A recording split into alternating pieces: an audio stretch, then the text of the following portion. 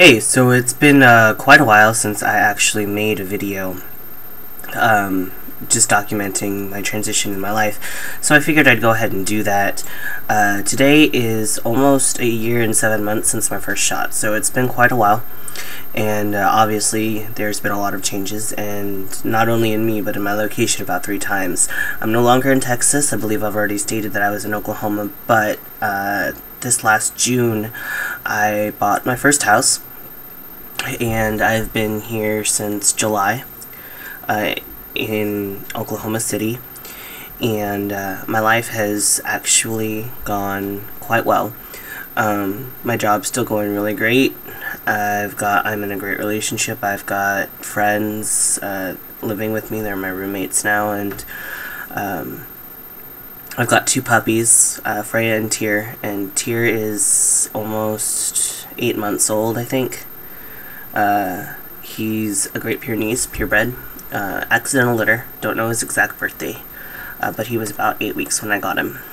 And so he's a tiny little polar bear. I swear he's gonna turn into something I could probably charge the neighborhood children to ride.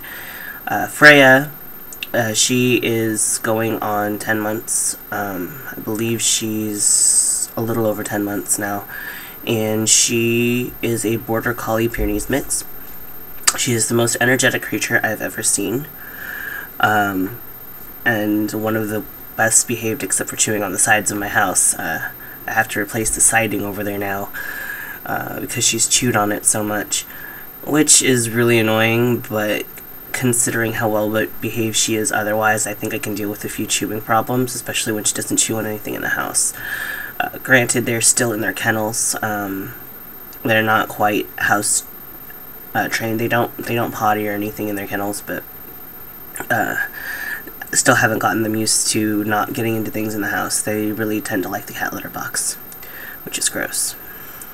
But there I go talking about my dogs instead of me, which isn't really uncommon these days. They're kind of like my kids. But let's see. So I got surgery in October. I got top surgery in October in Florida with Dr. Garamoni, and wanted to show off that a little bit here. As you can see, I've still got some scarring. That's not going to go away anytime soon. I've been using ScarGuard.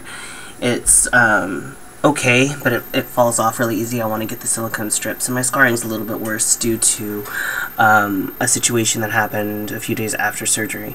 When I was coming home from Florida, after I got the drains taken out, I flew on Southwest Airlines, and it was a really terrible experience for me. I was very, well, I didn't have any remote good service at all. Initially I was going to try and change my ticket because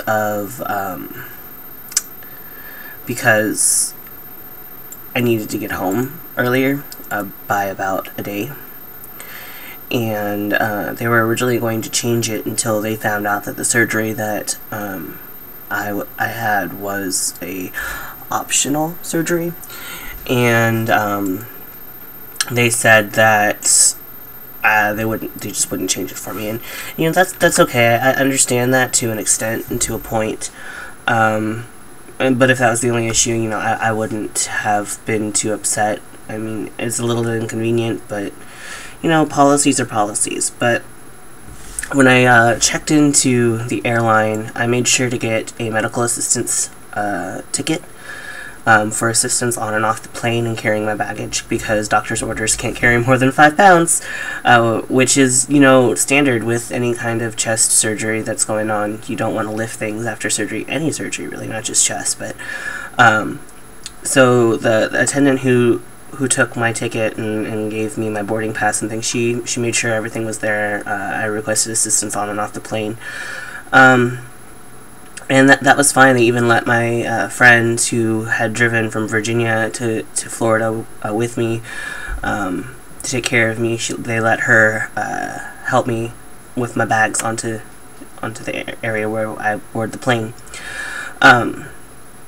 But when I got into Houston, that's when all the problems started. They didn't have anyone to help me off the plane, and it actually took quite a while for me to get off the plane and into the airport.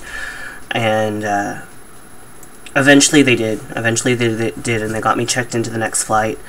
But I had antibiotics and painkillers that I had to take, and I couldn't take those on an empty stomach, so I needed help to go get something to eat because I couldn't leave my bags and nobody would watch them because of the airport policy. And it took 20 to 30 minutes to get someone to help me with that. And I don't know if you guys have ever had surgery or anything, but 30 minutes is a lot to be without a painkiller when it's already worn off. So I finally got that taken care of, and I ate, and I was sitting there waiting for the flight. But when they started announcing pre-boarding, I kept trying to find someone to help me with my bags.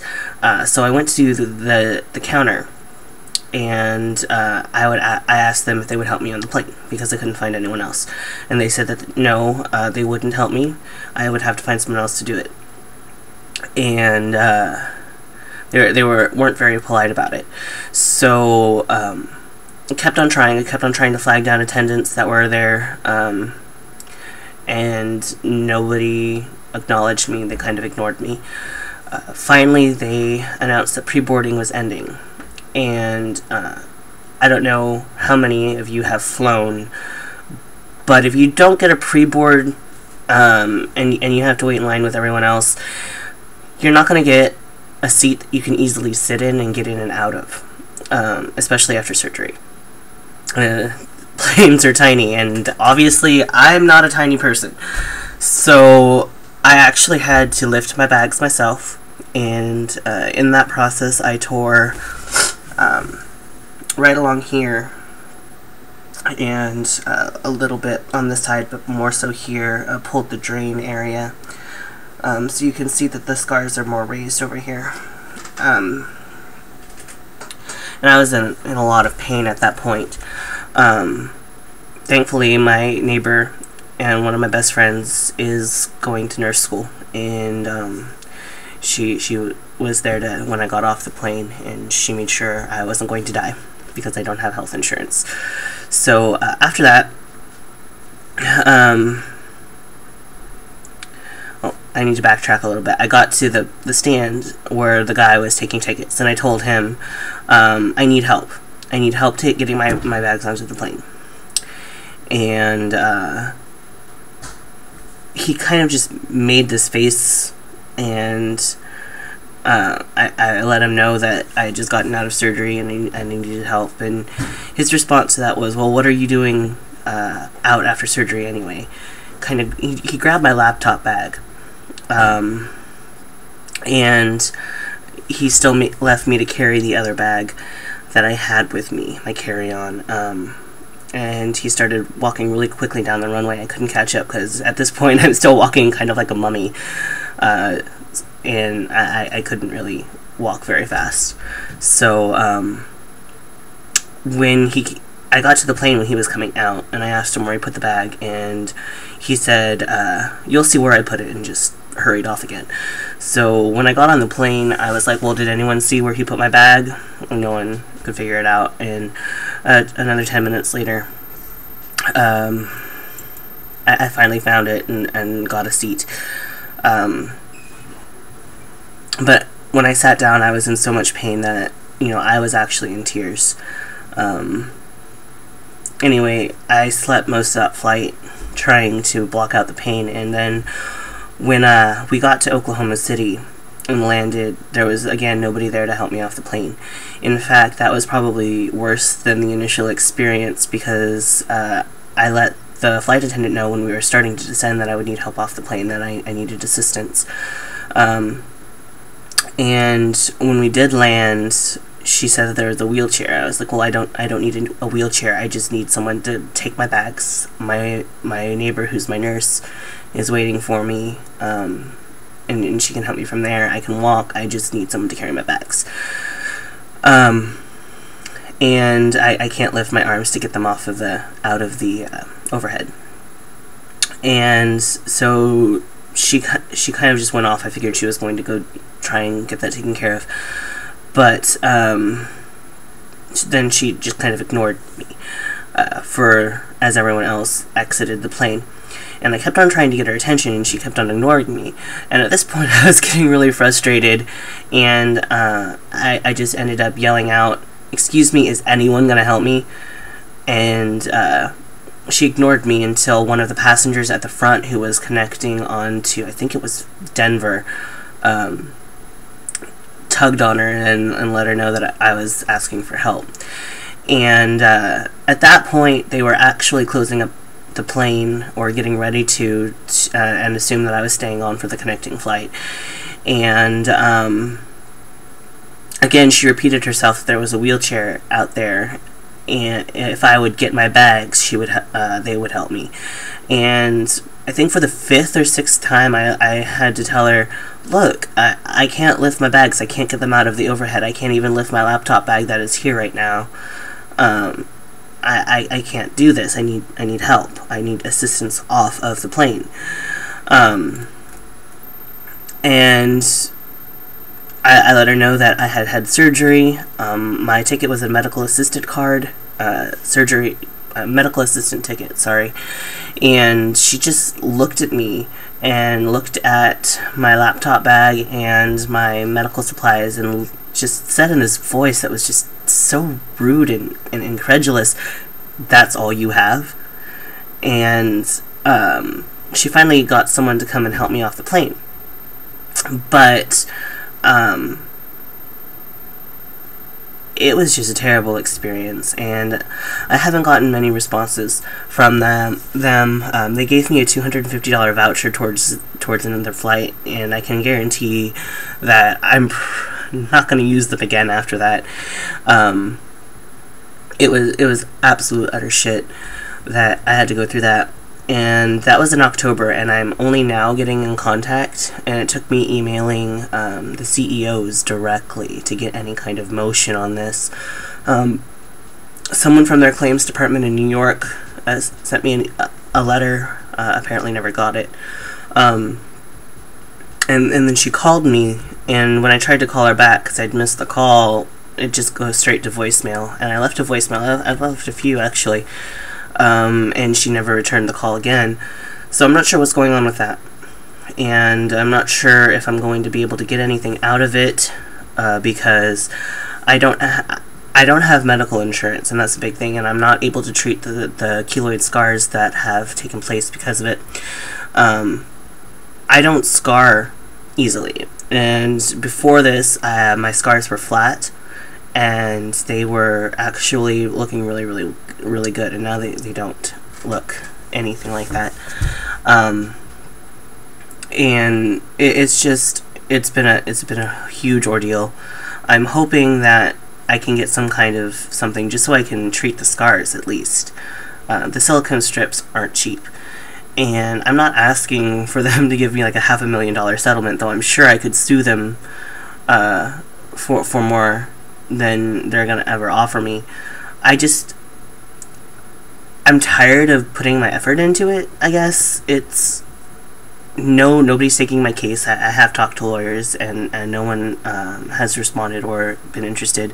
The ACLU hasn't responded to my emails or my mail that I sent in. I have been hitting wall after wall after wall, and it's driving me absolutely insane, because I was treated really, really badly, and it caused actual physical pain. So, I don't know, maybe there's just no justice for me, but, I mean, someone could spill a cup of coffee on their lap and sue McDonald's for millions of dollars, and I can't get anything out of this. It just doesn't make sense to me. And, anyway, enough about my rambling experience with Southwest Airlines and all of that. Again, other than that, life's pretty good. And